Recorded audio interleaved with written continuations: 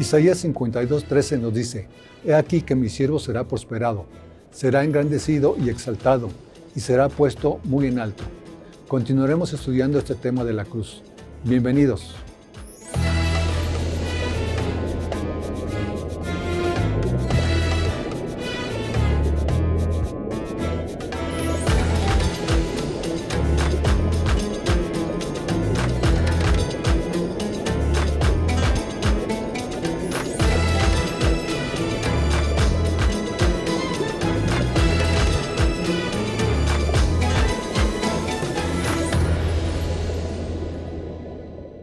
Liliana, gusto saludarte nuevamente. ¿Cómo estás?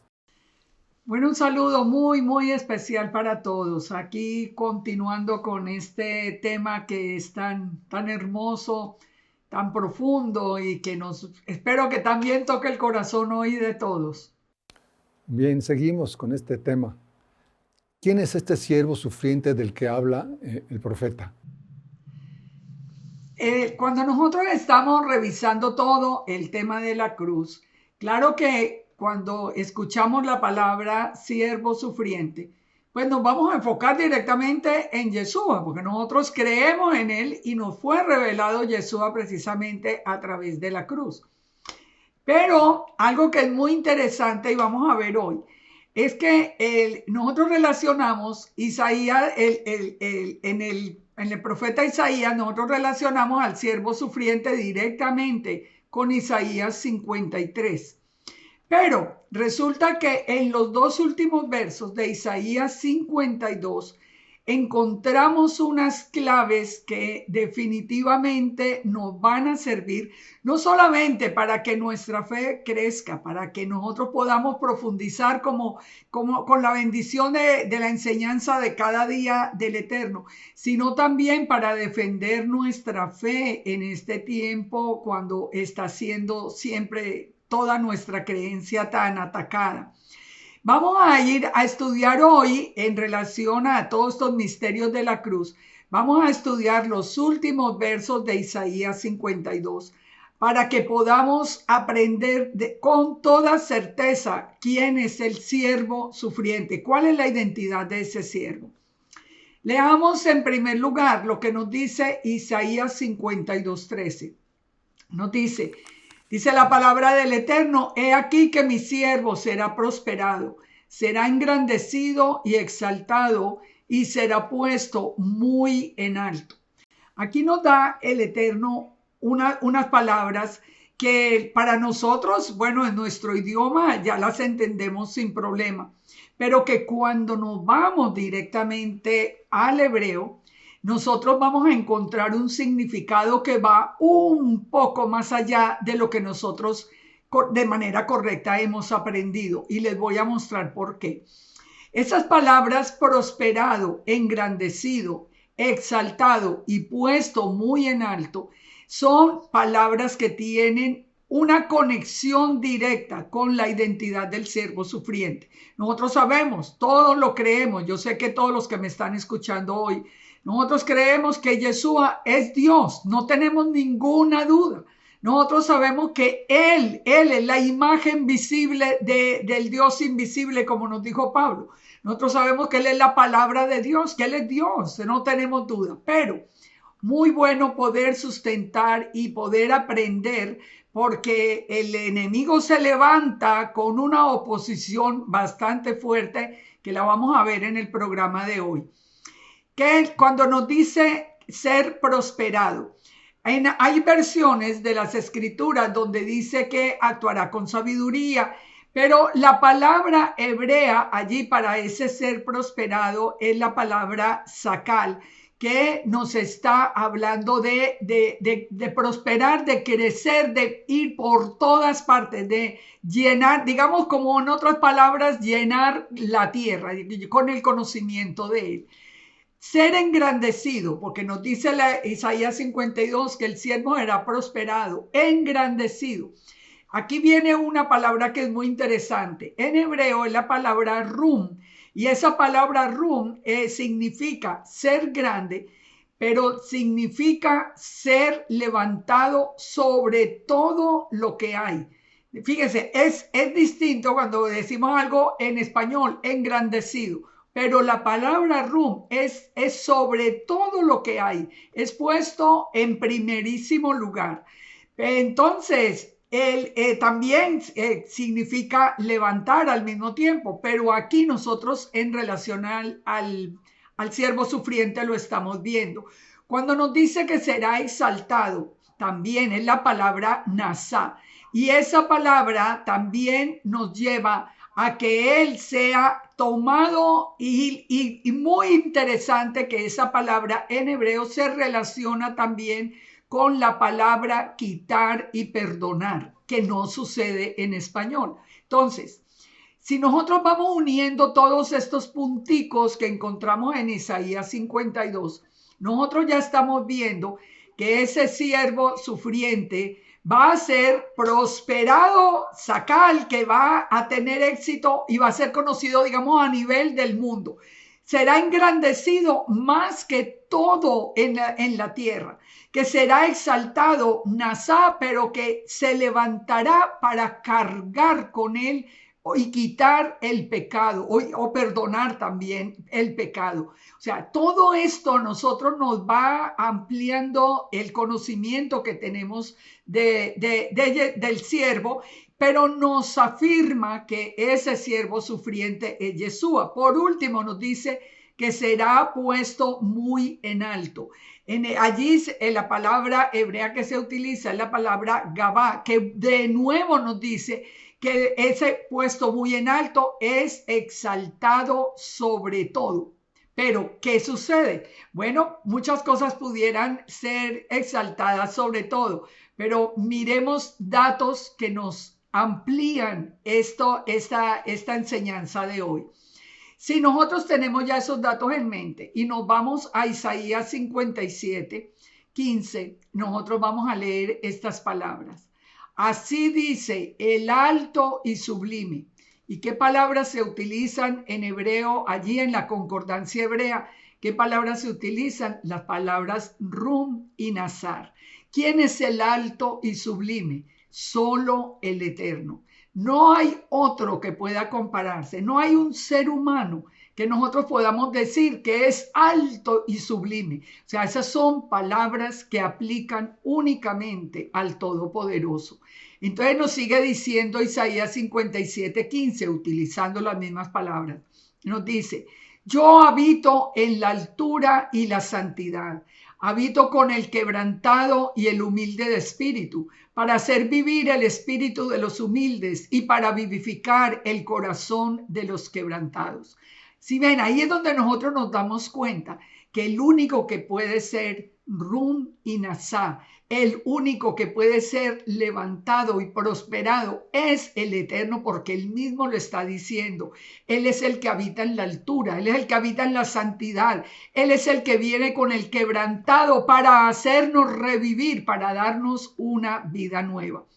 Pero ¿qué sucede cuando nosotros aplicamos esas mismas palabras en hebreo, pero a personas que no sean, a un ser humano, por ejemplo, o a seres espirituales que no son el Eterno? Fíjense la diferencia. Runinasá es alto, sublime, pero en el sentido negativo nos habla de soberbio y altivo. Esto es un punto que yo sé que en español no es tan sencillo porque nosotros tenemos palabra para cada cosa, pero el hebreo utiliza la misma palabra en una connotación muy diferente. Le voy a dar un ejemplo que ustedes lo pueden mirar en sus Biblias. Isaías 2:12 dice, porque día de Yahweh de los ejércitos vendrá sobre todo soberbio y altivo, y sobre todo enaltecido, y serán abatidos. Es decir, Isaías 2:12 nos está diciendo que el día que regrese, el día que venga Yeshua, el día que venga Yahweh de los ejércitos, todo ser humano que ha sido soberbio y altivo será abatido. ¿Pero qué palabras utiliza? Lo mismo, las mismas palabras, Nasá y Rum. Entonces, Este es un fenómeno lingüístico, pero que a nosotros nos da una información muy importante, porque nosotros tenemos que, en cada texto que vamos encontrando esas mismas palabras, nosotros podemos ver la dirección y a quién le pertenecen. Otro ejemplo que les doy, Isaías 14:13. Isaías 14 nos habla de la rebelión de Satanás, que quiso ser tan grande como el Eterno. ¿Y qué encontramos allí? Las mismas palabras, Nasá y Rum, pero aplicadas a quién? Al enemigo que se quiso engrandecer para estar inclusive por encima del Todopoderoso. Ahora, es muy importante entonces que nosotros avancemos con todo esto en mente, sabiendo que el único que puede ser prosperado, engrandecido, exaltado de manera positiva, de manera santa, es el Eterno. Ningún ser humano, mucho menos, pues claro, el enemigo. Ahora, sigamos leyendo Isaías 52:14. Entonces nos dice, como se asombraron de ti, hablando ya del siervo sufriente, dice, como se asombraron de ti muchos, de tal manera fue desfigurado de los hombres su parecer y su hermosura más que la de los hijos de los hombres. Y así asombrará él a muchas naciones. Los reyes cerrarán ante él la boca, porque verán lo que nunca les fue contado y entenderán lo que jamás habían oído. Miremoslo despacio, estos dos textos que son tan importantes. ¿Cómo recordamos o cómo conoce el mundo a Yeshua desfigurado en la cruz? Nosotros, fue una muerte tan atroz, fue una muerte tan terrible, que el mismo Eterno había anunciado que cuando lo miraran para reconocerlo, y lo iban a ver completamente desfigurado y completamente destruido, golpeado, porque la misma palabra nos dice que le fue arrancada hasta la barba, hasta la piel le fue quitada. O sea, nosotros estamos viendo que el Padre puso señales para nosotros entender. Pero muy interesante lo que sigue, porque dice que él asombrará a muchas naciones. Claro, aún hoy. Si ustedes han leído en algún momento lo que se ha escrito a través de las últimas películas, como la de La Pasión, por ejemplo, de la reacción de la gente, porque fue como con todo el realismo posible, ustedes van a ver que el mundo mismo se asombra de ver de la manera como el siervo tuvo que sufrir por amor a nosotros. Pero que sigue diciendo el verso 15, que los reyes cerrarán ante él la boca, porque verán lo que nunca les fue contado y entenderán lo que jamás habían oído. Fíjense, ¿cómo es que los reyes van a cerrar la boca frente a esta masacre, que es lo que normalmente se ve? ¿De qué nos está diciendo? De reyes que se someten a ese siervo sufriente que fue levantado. Recordemos que vimos en uno de los programas anteriores que la serpiente de bronce también fue levantada cuando todos estaban muriendo a causa de la mordedura de las serpientes. Pero el Eterno dijo que pusieran allí en lo alto esa serpiente de bronce, que todo el que la mirara que iba a quedar sano y pasaba como de muerte a vida. Lo mismo ha sucedido ya por todos. Nos llevamos más de 2000 años. ¿Cuánto tiempo ha pasado? ¿Cuánto tiempo ha pasado? Y pregúntense, ¿hay alguien en el mundo que no sepa quién es Yeshua? ¿Hay alguien que no se hubiera asombrado de ver la muerte de Yeshua?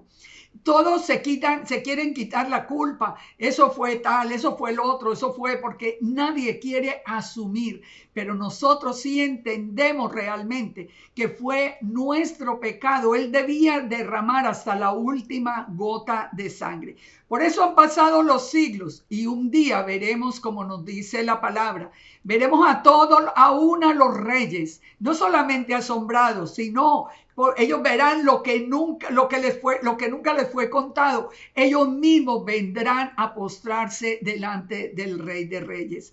Lo vamos a ver, estoy segura que sí. Han pasado los siglos y Yeshua sigue siendo un punto central en la humanidad. Liliana, en Isaías 41:8 leemos, pero tú, Israel, siervo mío, eres.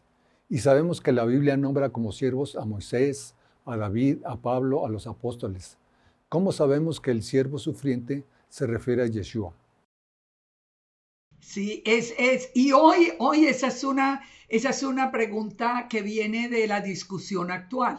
¿Por qué? Porque, por ejemplo, en la casa de Judá, si ustedes preguntan a la mayoría, nos van a decir que el siervo sufriente es Israel, ¿cierto? Entonces, vamos a probar a lo largo de la escritura. Ya vimos la primera parte, acabamos de ver que el único que puede ser engrandecido, exaltado, es el Eterno, que de lo contrario sería una connotación muy negativa. Nosotros sabemos que el Eterno desde el principio separó un pueblo para que fuera a salir luz al mundo, un pueblo que se llama Israel, pero al que podía pertenecer todo aquel que creyera en el Dios de Israel. Pero ese pueblo, Israel, está formado pues, por seres humanos que de ninguna manera podemos clasificar para ese concepto del siervo sufriente. Pero miremos a través de los mismos textos que acabamos de ver, si estos personajes, es cierto que Moisés fue llamado siervo, es cierto que los discípulos fueron llamados siervos, es cierto, Pablo mi siervo, Israel mi siervo eres tú, eso nosotros lo sabemos con seguridad, pero probemos a la luz de la escritura si alguno de ellos califica para ser el siervo sufriente. Recordemos, para hacer este análisis, que acabamos de leer en Isaías 52:15, que los reyes cerrarán ante él la boca. ¿Se iba a inclinar el mundo ante hombres? Vamos a ver el texto. ¿Qué nos dice el texto en Isaías 41:8 cuando declara que Israel es el siervo? Dice, pero tú, Israel, siervo mío eres. Tú, Jacob, a quien yo escogí, descendencia de Abraham, mi amigo, te tomé de los confines de la tierra, de tierras lejanas te llamé, te dije, mi siervo eres tú, te escogí, no te deseché. No temas porque yo estoy contigo, no desmayes porque yo soy tu Dios que te esfuerzo. Siempre te ayudaré, siempre te sustentaré con la diestra de mi justicia. Fíjense la diferencia. Este siervo, que sí, el Padre llama a Israel el siervo, el amigo, es el pueblo del Eterno. Nosotros somos el pueblo del Eterno. Ahora, pero muy claro le está diciendo el Eterno que Él es el fuerte de Israel y Él es el que protege al siervo que es ya el pueblo entero, las dos casas de Israel. Así que de ninguna manera el pueblo de Israel pudiera ponerse por encima de toda la creación. Es imposible. Israel depende de la protección del Padre. En toda la historia lo vemos. Cuando Israel está en pecado, puede ser atacado. Cuando Israel abandona al Eterno, queda vulnerable como cualquier otra nación. Pero cuando Israel está en obediencia, el Padre es el que construye cerco alrededor y el que lo protege porque así es su promesa. Ahora, pero nos dice que los reyes mismos se van a inclinar. Preguntémonos, ¿se van a inclinar los reyes ante seres humanos? Hay dos textos de la palabra que nos aclaran todo este proceso. Leamos Isaías 45:18. Dice, porque así dijo Yahweh que creó los cielos. Él es Dios, el que formó la tierra, el que la hizo y la compuso. No la creó en vano para que fuese habitada. Él la creó, dijo, yo soy Yahweh y no hay otro.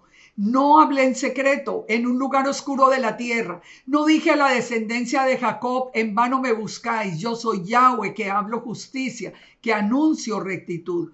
Reuníos y venid, juntaos los sobrevivientes de entre las naciones.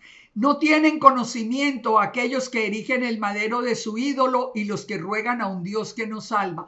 Pongan atención que aquí nos está hablando, hay otros que erigen maderos de ídolos, no el de Yeshua, porque el de Yeshua es el Dios que salva. Está poniendo precisamente el contraste. Proclamad y hacedlos acercarse y entren en consulta. ¿Quién hizo oír esto desde el principio y los tiene dicho desde entonces, sino yo, Yahweh?